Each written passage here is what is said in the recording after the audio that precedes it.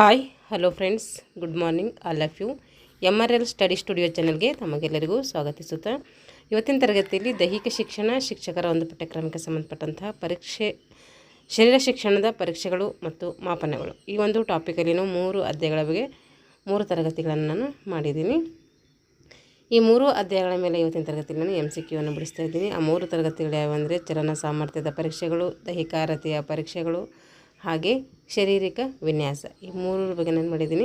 ಸಂಕ್ಷಿಪ್ತವಾಗಿ 3 ತರಗತಿಗಳನ್ನು ಮಾಡಿದ್ದೀನಿ. ಯಾರೆಲ್ಲ ಆ ತರಗತಿ ನೋಡ್ಕೊಂಡಿಲ್ವೋ ಆ ತರಗತಿ ನೋಡ್ಕೊಂಡು ಈ MCQ ತರಗತಿಗೆ ಅಟೆಂಡ್ ಆಗಿ ನಿಮಗೆ ಕಾನ್ಸೆಪ್ಟ್ ಕ್ಲಿಯರ್ ಆಗ್ತದೆ. ಡೈರೆಕ್ಟಾಗಿ MCQಗೆ ಅಟೆಂಡ್ ಆದರೆ ಏನು ವಿಷಯ ನಿಮಗೆ ಗೊತ್ತಾಗೋದಿಲ್ಲ. ಹಾಗಾಗಿ ಆ ಒಂದು ಕ್ಲಾಸ್ಗಳು ಅಟೆಂಡ್ ಮಾಡಿಕೊಂಡು ಈ ಒಂದು ತರಗತಿಗೆ ಅಟೆಂಡ್ ಆಗಿ ಅಂತ ಹೇಳ್ತಾ ಇವತ್ತಿನ ತರಗತಿಯನ್ನು ಪ್ರಾರಂಭಿಸ್ತಾ ಇದ್ದೀನಿ. ಮೊದಲನೇ ಪ್ರಶ್ನೆ ಬಂದುಬಿಟ್ಟು, ಬಲವನ್ನು ಅಳೆಯಲು ಅಥವಾ ಶಕ್ತಿಯನ್ನು ಅಳೆಯಲು ಅಂತಾರಾಷ್ಟ್ರೀಯ ಮನ್ನಣೆ ಪಡೆದಂತಹ 3 ಪದ್ಧತಿಗಳು ಯಾವುವು ಅಂತಂದರೆ ಅದು ಡೈನ್, ನ್ಯೂಟನ್ ಮತ್ತು ಪೊಂಡಲ್. ಡೈನ್, ನ್ಯೂಟನ್ ಮತ್ತು ಪೊಂಡಲ್. ಸಾಮಾನ್ಯವಾಗಿ ಸ್ನಾಯುಗಳ ಅಂಕುಚನದಿಂದ ಆಗುವಂಥ ಒತ್ತಡದ ಬಲವನ್ನು ಇದರಿಂದ ಅಳಿತೀವಿ. ಸ್ನಾಯುಗಳ ಅಂಕುಚನದಿಂದ ಏನು ಆಗ್ತದಲ್ಲ ಒತ್ತಡ, ಆ ಒಂದು ಒತ್ತಡಕ್ಕೆ ಅಥವಾ ಆ ಒಂದು ಒತ್ತಡದ ಬಲಕ್ಕೆ ಏನಂತ ಕರಿತೀವಿ ಅಂದರೆ ಅದಕ್ಕೆ ಡೈನ್ ಅಂತೇಳಿ ಕರಿತೀವಿ. ಕೈ, ಮುಂಗೈ, ಬೆನ್ನು. ಕೈ, ಮುಂಗೈ, ಬೆನ್ನು ಹಾಗೂ ಕಾಲುಗಳ ಸ್ಥಾಯಿ ಬಲವನ್ನು ಇದರಲ್ಲಿ ಅಳಿತೀವಿ, ಡೈನಮೋಮೀಟರ್ನಲ್ಲಿ ಅಳಿತೀವಿ.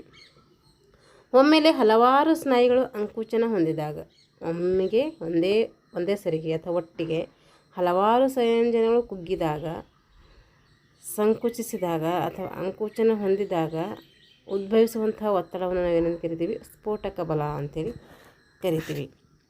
ವರ್ಗೀಕರಣ ಮಾಡುವಂಥ ಸಪ್ತಾಂಶ ಪಟ್ಟಿ ವಿಧಾನ ಜಾರಿಗೆ ತಂದವರು ಯಾರು? ವರ್ಗೀಕರಣ ಮಾಡಲು ಸಪ್ತಾಂಶ ಪಟ್ಟಿಯನ್ನು ಜಾರಿಗೆ ತಂದವರು ಯಾರು? ಅದರದ್ದು ಶೆಲ್ಡನ್. ಸಪ್ತಾಂಶ ಅಂಶ ಯಾರ್ದು?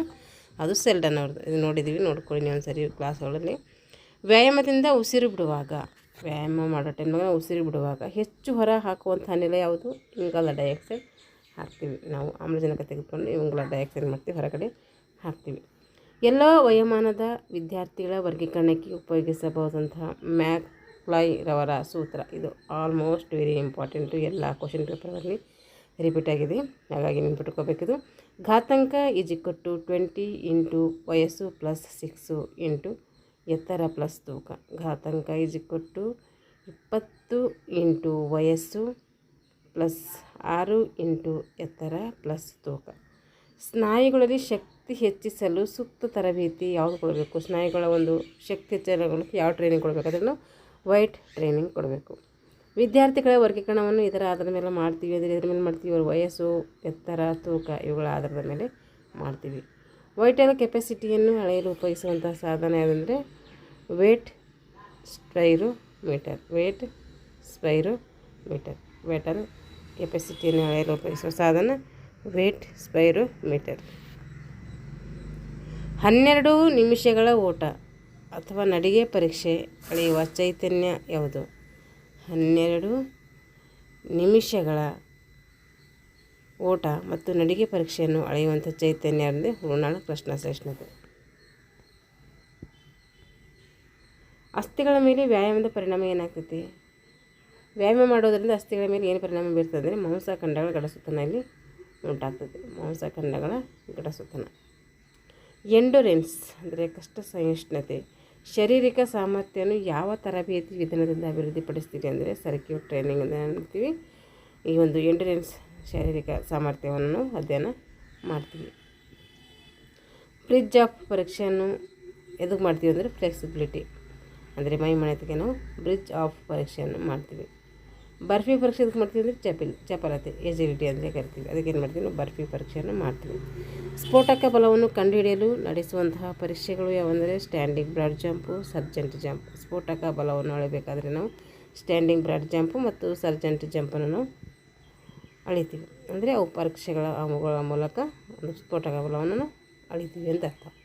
ಹೈಡ್ರೋಸ್ಟಾಲಿಕ್ ತೂಕವನ್ನು ಪರಿಗಣಿಸುವುದು. ಹೈಡ್ರೋಸ್ಟಾಲಿಕ್ ವೇಟ್ ಅಂತೇಳಿ ಕರಿತೀವಿ. ಅದು ಏನು ಮಾಡ್ತೈತಿ? ಯಾವುದನ್ನು ಪರಿಗಣಿಸ್ತದೆ? ಶರೀರದ ನಿಲುವಿನ ತೂಕವನ್ನು ಅಳತೆ ಮಾಡಲಾಗಿ ಏನು ಮಾಡ್ತೀವಿ ನಾವು? ಹೈಡ್ರೋಸ್ಟಾಲಿಕ್ ಯಂತ್ರವನ್ನು ಬಳಸ್ತೀವಿ. ಹೈಡ್ರೋಸ್ಟಾಲಿಕ್ ತೂಕವನ್ನು ಕಂಡುಹಿಡಿಯಲು ಬಳಸುವಂಥ ಸೂತ್ರ ಯಾವುದು ಅಂತಂದರೆ D = M/V. M D = M/V. Density ಅಂದರೆ ಸಾಂದ್ರತೆಯಲ್ಲಿ ಮಕ್ಕಳನ್ನ ಏನು ಮಾಡ್ತೀವಿ ಡಿ ಇಜ್ಕಿಟು ಎಮ್ ಮಾಸ್ ಮತ್ತು ವೆಲಾಸಿಟಿ ಅಂತ ಕರಿತೀವಿ m/v. ಶರೀರದ ನೀರಿನಲ್ಲಿಯ ತೂಕವನ್ನು ಕಂಡುಕೊಳ್ಳುವ ಪರೀಕ್ಷೆ ಯಾವುದು? ನೀರಿನಲ್ಲಿ ಶರೀರದಾಗ ಅದು ತೂಕ ಹೆಂಗೆ ಕಂಡುಕೋಬೋದು ಅಂತಂದರೆ ಅದು ವ್ಯಾಲ್ಯೂಮೀಟರ್ನಿಂದ ಕಂಡುಕೋಬೋದು. ವ್ಯಾಲ್ಯೂಮೀಟರ್ ಅಂತೇಳಿ ಕರಿತೀವಿ. GCR jumping, chinning, running. ಈ ಪರೀಕ್ಷೆಯಲ್ಲಿ ಸಿ ಅಂದರೆ ಏನು ಅಂದರೆ ಚಿನ್ನಿಂಗ್ ಅಂತ ಅರ್ಥ. ಅದರಲ್ಲಿ ಪರ್ಟಿಕ್ಯುಲರ್ ಆಗಿರ್ಬೇಕಂದ್ರೆ ಜೆ ಅಂದರೆ ಎತ್ತರಕ್ಕೆ ಜಿಗಿಯುವುದು, ವರ್ಟಿಕಲ್ ಜಂಪಿಂಗ್ ಅಂತೇಳಿ ಕರಿತೀವಿ. ಆರ್ ಅಂದರೆ ಶಟಲ್ ರನ್ ಅನ್ನೋದಕ್ಕಿಂತ ಶಟಲ್ ರನ್. ಸಿ ಅಂದರೆ ಚಿನ್ನಿಂಗ್. ಕೆಲಸ ಮಾಡುವ ಸ್ನಾಯು ಸಾಮರ್ಥ್ಯ ಮತ್ತು ಕೆಲಸದ ನಂತರ ಮೂಲ ಸ್ಥಿತಿಗತಿಗೆ ಬರುವಂಥ ಸಾಮರ್ಥ್ಯವನ್ನು ಅಳೆಯುವಂಥ ಪರೀಕ್ಷೆ ಯಾವುದು? ಕೆಲಸ ಮಾಡುವ ಸ್ನಾಯು ಯಾವುದು ಕೆಲಸ ಮಾಡ್ತದೆ ಆ ಸ್ನಾಯು ಸಾಮರ್ಥ್ಯ ಹಾಗೂ ಕೆಲಸದ ನಂತರ ಮೂಲ ಸ್ಥಿತಿಗೆ ಬರಬೇಕಾದರೆ ಆ ಒಂದು ಸಾಮರ್ಥ್ಯವನ್ನು ಅಳತೆ ಬಿಡಬೇಕು. ಯಾವುದನ್ನು ನಾವು ಪರೀಕ್ಷೆ ಮಾಡ್ತೀವಿ ಅಂದರೆ ಹಾರ್ವರ್ಡ್ ಸ್ಟೆಪ್ ಪರೀಕ್ಷೆಯನ್ನು ನಾವು ಮಾಡ್ತೀವಿ. ಬಾಸ್ಕೆಟ್ಬಾಲ್ ಆಟದಲ್ಲಿ 19 ಅಂಶಗಳನ್ನು ಪರಿಗಣಿಸಿ ಪರೀಕ್ಷೆಯನ್ನು ರೂಪಿಸಿದವರು ಯಾರಂದರೆ ಅಮೆರಿಕದ ಜಾನ್ಸನ್ ಅವರು ಬಾಸ್ಕೆಟ್ಬಾಲ್ ಆಟದಲ್ಲಿ 19 ಅಂಶಗಳನ್ನು ಪರಿಗಣಿಸಿ ಪರೀಕ್ಷೆಯನ್ನು ರೂಪಿಸ್ತಾರೆ. ಡಾಜಿಂಗ್ ಓಟ ಮತ್ತು ಐಓವಾ ಬ್ರೇಸ್ ಪರೀಕ್ಷೆ ಮಾಡುವುದು ಈ ಕ್ರೀಡೆಯಲ್ಲಿ ಅಂದರೆ ಬಾಸ್ಕೆಟ್ಬಾಲ್ನಲ್ಲಿ. ಹಾರ್ವರ್ಡ್ ಸ್ಟೆಪ್ ಪರೀಕ್ಷೆಯನ್ನು ಬ್ರೋಹಾರ್ ಅವರು ರೂಪಿಸಿದರು. ಇದನ್ನು ಪರೀಕ್ಷಿಸಲು ಏನು ಮಾಡ್ತಾರೆ? ಹಾರ್ವರ್ಡ್ ಸ್ಟೆಪ್ ಪರೀಕ್ಷೆ ಮಾಡ್ತಾರೆ. ಬ್ರೋಹಾರ್ ಅವರು ಅಂದರೆ ನಾಡಿ ಬಡಿತವನ್ನು ಪರೀಕ್ಷೆ ಮಾಡೋಕ್ಕೆ ಮಾಡ್ತಾರೆ. ಶಾರೀರಿಕ ರಚನೆಯ ಅಭ್ಯಾಸವನ್ನು ಮಾಡುವಂತಹ ವಿಜ್ಞಾನಿ ಯಾರು ಅಂದರೆ ಆಂಥ್ರೋಪ್ರೋಮೆಟ್ರಿ. ಶಾರೀರಿಕ ರಚನೆ ಹೇಗೆ ನಾವು ಡಿವೈಡ್ಗಳು ನೋಡಿದ್ದೀವಲ್ಲ ಅದ್ರ ಬಗ್ಗೆ ಅಧ್ಯಯನ ಮಾಡುವಂತಹ ಒಂದು ಶಾಖೆಗೆ ಏನಂತೀವಿ ಅಂದರೆ ಆಂಥ್ರೋಪ್ರೋಮೆಟ್ರಿ ಅಂತ ಕರಿತೀವಿ.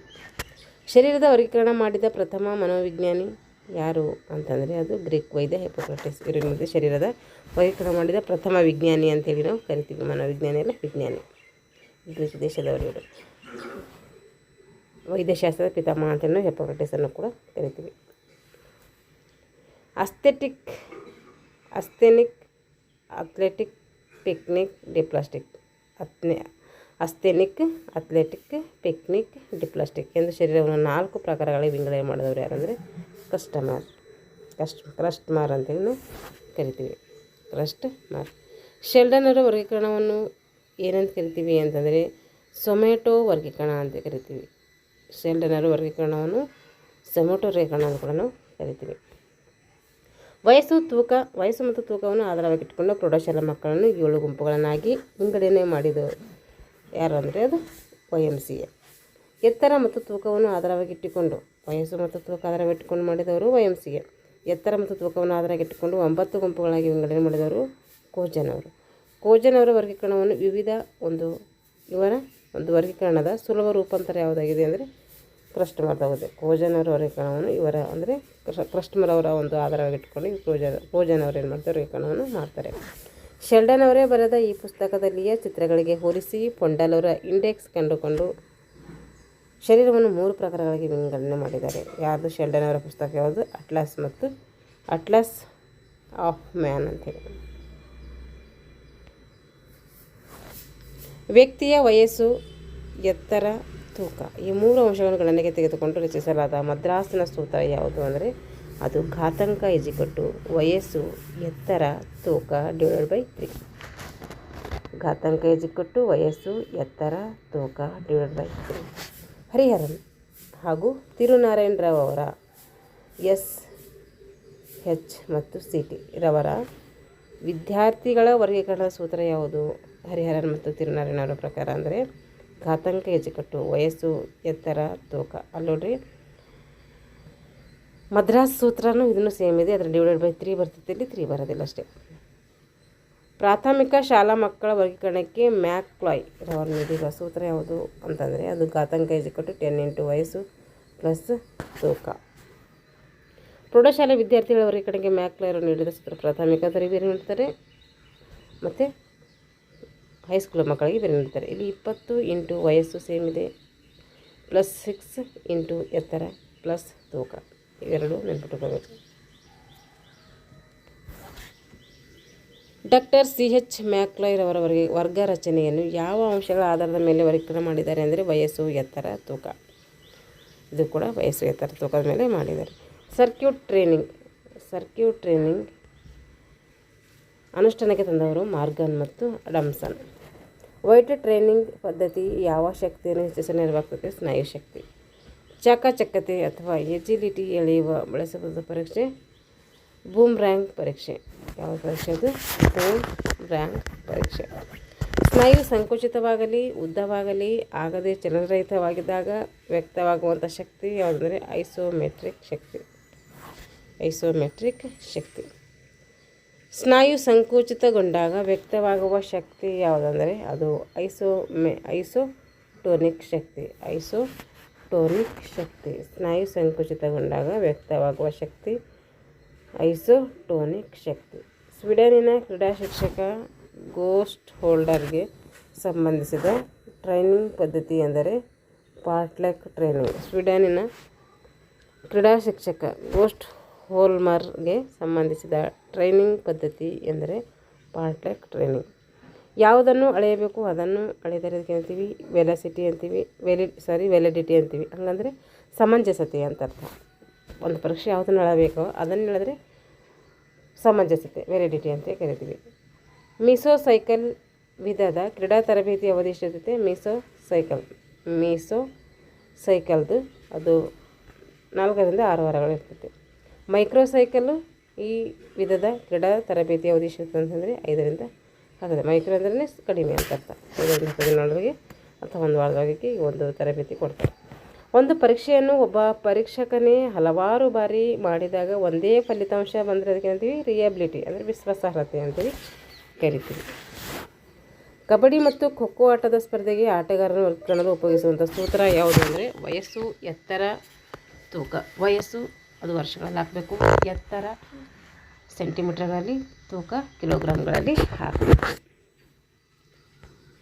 ಆಯಾಸವಾಗುವವರೆಗೂ ಸಿಟಪ್ಗಳನ್ನು ಮಾಡುವುದು ಏನನ್ನು ಸೂಚಿಸುತ್ತದೆ ಅಂದರೆ ಅದು ಕಷ್ಟ ಸಹಿಷ್ಣುತೆ, ಸ್ಟ್ರೆಂತ್ ಆ್ಯಂಡ್ ಎಂಡರೆನ್ಸನ್ನು ಸೂಚಿಸುತ್ತದೆ. ವ್ಯಾಕ್ಸ್ ಬಾತ್ ಒಂದು ತೆರನಾದಂತಹ ಏನು ವ್ಯಾಕ್ಸ್ ಬಾತ್ ಎದಕ್ಕೆ ಕೊಡ್ತೀವಿ ಅಂದರೆ ಉಷ್ಣ ಚಿಕಿತ್ಸೆಯಾಗಿ ಮಾಡ್ತೀವಿ. ಉಷ್ಣ ಚಿಕಿತ್ಸೆ ಅಂತ ಕರಿತೀವಿ ವ್ಯಾಕ್ಸ್ ಬಾತ್ಗೆ. ಯಾವ ಮಾದರಿಯ ಸನ್ನೆಯಲ್ಲಿ ತೂಕವು ಫ್ಯೂವಿಕ್ಯೂರಮ್ ಅಥವಾ ಫೋರ್ಸ್ನಲ್ಲಿ ಮಧ್ಯಂತರವಿರ್ತದೆ ಅಂದರೆ 2ನೇ ಮಾದರಿಯ ಸನ್ನೆಯಲ್ಲಿ. ಸ್ವಲ್ಪ ನೋಡಬೇಕು, ಅಲ್ಲಿದು ಮಾಹಿತಿ ಸಿಗಲಿಲ್ಲ ಇದ್ರ ಬಗ್ಗೆ. ಇವಾಗ ಒಬ್ಬ ವ್ಯಕ್ತಿ ತನ್ನ ದೈನಂದಿನ ಚಟುವಟಿಕೆಗಳನ್ನು ಆಯಾಸವಿಲ್ಲದೆ ನಿರ್ವಹಿಸುವುದರ ಜೊತೆಗೆ ಆಕಸ್ಮಿಕವಾಗಿ ಬರುವ ಕಾರ್ಯಗಳನ್ನು ಸಮರ್ಥವಾಗಿ ನಿರ್ವಹಿಸುವ ಚೈತನ್ಯವನ್ನು ಪಡೆದಿರುವುದಕ್ಕೇನಂತೀವಿ ದೈಹಿಕ ಸಾಮರ್ಥ್ಯ ಅಂತ ಕರಿತೀವಿ. ಒಬ್ಬ ವ್ಯಕ್ತಿ ತನ್ನ ದೈನಂದಿನ ಚಟುವಟಿಕೆಗಳನ್ನು ಆಯಾಸವಿಲ್ಲದೆ ನಿರ್ವಹಿಸೋದ್ರ ಜೊತೆಗೆ ಏನು ಮಾಡ್ತಾನೆ, ಆಕಸ್ಮಿಕವಾಗಿ ಬರುವಂಥ ಕಾರ್ಯಗಳನ್ನು ಕೂಡ ಏನು ಮಾಡ್ತಾನೆ, ಸಮರ್ಥವಾಗಿ ನಿರ್ವಹಿಸ್ತಾನೆ. ಅದಕ್ಕೇನಂತಂದರೆ ದೈಹಿಕ ಸಾಮರ್ಥ್ಯ ಅಂಥೇಳಿ ಕರಿತೀವಿ. ಸ್ಟೆಮಿನಾ ಅಂತ ಕರಿತೀವಲ್ಲ ಅದೇ ಇದು. ಕ್ರಯೋಥೆರಪಿ ಅಂದರೆ ಏನು? ಕ್ರಯೋಥೆರಪಿ ಅಂದರೆ ತಂಪು ಚಿಕಿತ್ಸೆ. ಏರೋಬಿಕ್ ವ್ಯಾಯಾಮಗಳು ಈ ಒಂದು ಸಾಮರ್ಥ್ಯವನ್ನು ಅಳೆಯಲು ಸಹಕಾರಿ ಅಂದರೆ ರಕ್ತನಾಳಗಳ ಕಷ್ಟ ಸಹಿಷ್ಣುತೆ ಏನು ಮಾಡ್ತೀವಿ ಏರೋಬಿಕ್ ವ್ಯಾಯಾಮ, ಏರೋಬಿಕ್ಸ್ ಎಕ್ಸಸೈಸ್ ಕರಿತೀವಲ್ಲ ಅವನ್ನು ರಕ್ತ ಸ್ನಾಯುಗಳ ಕಷ್ಟ ಸಹಿಷ್ಣುತೆ ಅಳೆಯಲಿಕ್ಕೆ ಏನು ಮಾಡ್ತೀವಿ, ಬಳಸ್ಕೊಳ್ತೀವಿ. ಕಾವೇರಿಸುವ ಚಟುವಟಿಕೆಯು ಇದಕ್ಕೆ ಏನು ಮಾಡ್ತೈತೆ, ಸಹಕಾರ ನೀಡ್ತೈತೆ. ಯಾಕೆಂದರೆ ದೇಹ ಸ್ನಾಯುಗಳ ಉಷ್ಣತೆ ಹೆಚ್ಚಿಸಲು ಏನು ಮಾಡ್ತೀವಿ, ಕಾವೇರಿ ಚಟುವಟಿಕೆಗಳು ಸಹಕರಿಸ್ತವೆ. ಹೈಡ್ರೋಥೆರಪಿ ಅಂದರೆ ವಾಟರ್ ಥೆರಪಿ. ರೈಸ್ ಚಿಕಿತ್ಸೆ ನೀಡೋದು ಉಳುಕಿಗೆ, ಏನಾದರೂ ಕಾಲು ಉಳುಕು, ಕೈ ಉಳುಕು ಏನೋ ಉಳುಕ್ತಾವಲ್ಲ ಅವಾಗ ಏನು ಮಾಡ್ತೀವಿ, ರೈಸ್ ಚಿಕಿತ್ಸೆಯನ್ನು ಕೊಡ್ತೀವಿ. ಹೈಡ್ರೋಥೆರಪಿ ಚಿಕಿತ್ಸೆಯನ್ನು ಇದರ ಸಹಾಯದಿಂದ ಬಳಸ್ತಾರೆ ಅಂದರೆ ನೀರಿನ ಸಹಾಯದಿಂದ. ಹೈಡ್ರೋಥೆರಪಿ ಅಂದರೆ ನೀರಿನ ಸಹಾಯದಿಂದ ಈ ಚಿಕಿತ್ಸೆ ನೀಡ್ತಾರೆ. ರೈಸ್ ವಿಸ್ತರಿಸಿ ಅಂದರೆ ರಿಸ್ಟಿಕ್ ಕಂಪ್ರೆಷನ್ ಆ್ಯಂಡ್ ಎಲಿವೇಷನ್.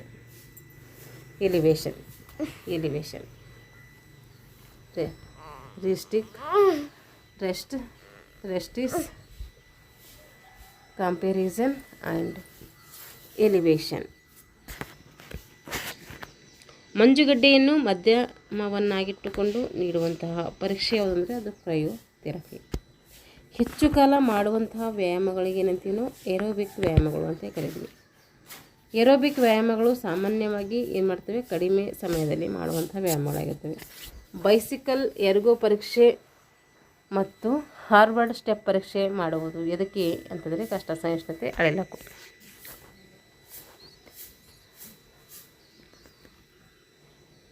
ಹೊಟ್ಟೆಯ ಸ್ನಾಯುವಿನ ಶಕ್ತಿಯನ್ನು ಅಳೆಯಲು ಬಳಸಬಹುದಾದ ಪರೀಕ್ಷೆ ಯಾವುದಂದರೆ ಸಿಟಪ್ಸ್ ಮಾಡುವುದರಿಂದ ಹೊಟ್ಟೆಯ ಸ್ನಾಯುವಿನ ಶಕ್ತಿಯನ್ನು ಅಳೆಯಬಹುದು. ಭುಜ ಮತ್ತು ಕೈಗಳ ಬಲವನ್ನು ಅಳತೆ ಮಾಡಲು ಈ ಪರೀಕ್ಷೆ ಬಳಸ್ತೀವಿ ಅಂದರೆ ಅದು ಪುಲ್-ಅಪ್ ಪರೀಕ್ಷೆ ಬಳಸ್ತೀವಿ. ಮ್ಯಾಕ್ಡೊನಾಲ್ಡ್ ವಾಲಿಯಿಂಗ್ ಪರೀಕ್ಷೆ ಮಾಡುವುದು ಈ ಆಟದ ಸಾಮರ್ಥ್ಯವನ್ನು ಅಳೆಯಲು. ಯಾವುದು? ಫುಟ್ಬಾಲ್ ಆಟದ ಸಾಮರ್ಥ್ಯವನ್ನು ಏನು ಮಾಡ್ತಾರೆ ಒಂದು ಡೊನಾಲ್ಡ್ ರವರ ವಾಲಿಯಿಂಗ್ ಪರೀಕ್ಷೆ ಮಾಡ್ತಾರೆ. ಇಷ್ಟೇನಾಯಿತು, ಈ ಒಂದು 3 ಅಧ್ಯಾಯಗಳ ಮೇಲೆ MCQ ನಾವು ಬಿಡಿಸಿದ್ದೀವಿ. ಸ್ವಲ್ಪ ನಮಗೆ ಏನಾಗ್ತದೆ, ಹೊಸ ಟಾಪಿಕ್ ಅಂತ ಅನಿಸ್ತೈತೆ. 1-2-3 ಸರಿ ರಿವಿಷನ್ ಮಾಡಲೇಬೇಕು. ಇಲ್ಲಾಂದರೆ ಈ ಒಂದು ಕಂಟೆಂಟ್ ನಮಗೆ ನೆನಪಿರೋದಿಲ್ಲ. ಹಾಗಾಗಿ ನೀವು ಕೂಡ ಚೆನ್ನಾಗಿ ಅಧ್ಯಯನ ಮಾಡಿ. ನಾನು ಕೂಡ ಇನ್ನೂ 2-3 ಸರಿ ಮಾಡಬೇಕಿದು. ನನಗೂ ಭಾಳಷ್ಟು ವಿಷಯಗಳು ಇದರಲ್ಲಿ ಹೊಸದು ಅನ್ನಿಸ್ತಾ ಇದೆ. ಹಾಗಾಗಿ ನೀವು ಕೂಡ ಚೆನ್ನಾಗಿ ಅಧ್ಯಯನ ಮಾಡಿ ಅಂತ ಹೇಳ್ತಾ ಇಲ್ಲಿಗೆ ಈ ತರಗತಿಯನ್ನು ಮುಗಿಸ್ತಾ ಇದ್ದೀನಿ. ಎಲ್ಲರಿಗೂ ಧನ್ಯವಾದಗಳು.